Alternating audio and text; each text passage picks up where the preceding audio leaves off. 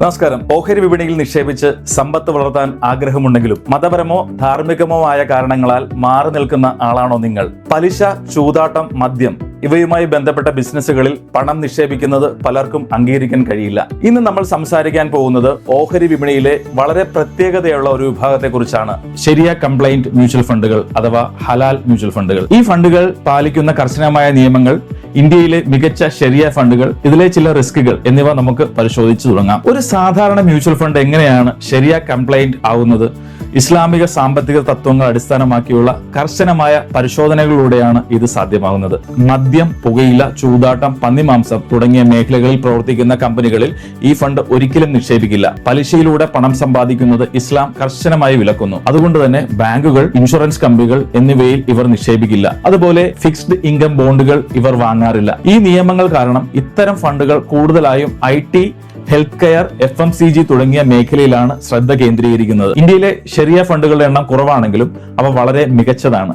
നിലവിൽ ലഭ്യമായ ചില മികച്ച ഓപ്ഷനുകൾ നമുക്ക് നോക്കാം. ആദ്യത്തേത് ടാറ്റ എത്തിക്കൽ ഫണ്ട്. 1996 ആരംഭിച്ച ഈ ഫണ്ട് ഇന്ത്യയിലെ ഏറ്റവും വലിയ ശരിയ കംപ്ലൈന്റ് ഫണ്ടാണ്. സുസ്ഥിരമായ നിക്ഷേപം ആഗ്രഹിക്കുന്നവർക്ക് ഇതൊരു മികച്ച ഓപ്ഷനാണ്. ഇൻഫോസിസ്, TCS തുടങ്ങിയ IT കമ്പനികളും FMCG മേഖലയിലുമാണ് ഇവരുടെ പ്രധാന നിക്ഷേപം. രണ്ടാമത് ടോറസ് എത്തിക്കൽ ഫണ്ട്. 2009 ആരംഭിച്ച ഈ ഫണ്ട് താരതമ്യേന ചെറുതാണെങ്കിലും ഉയർന്ന വളർച്ചയാണ് ലക്ഷ്യമിടുന്നത്. ടെക്, ഫാർമ, എനർജി സെക്ടറുകളിലാണ് ഇവർ കൂടുതൽ ശ്രദ്ധ കേന്ദ്രീകരിക്കുന്നത്.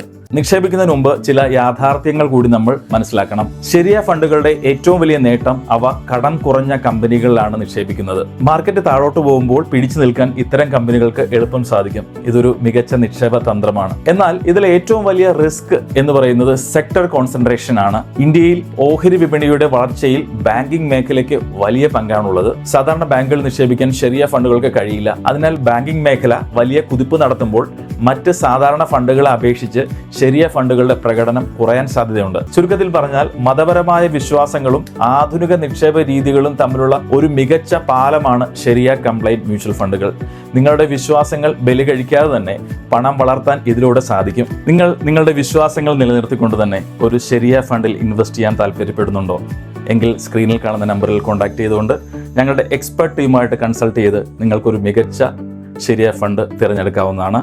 ഇതുപോലെയുള്ള വീഡിയോയുമായി ഇനി കാണുന്നവരെ നന്ദി, നമസ്കാരം. Thank you. This video is meant only for educational and awareness purposes.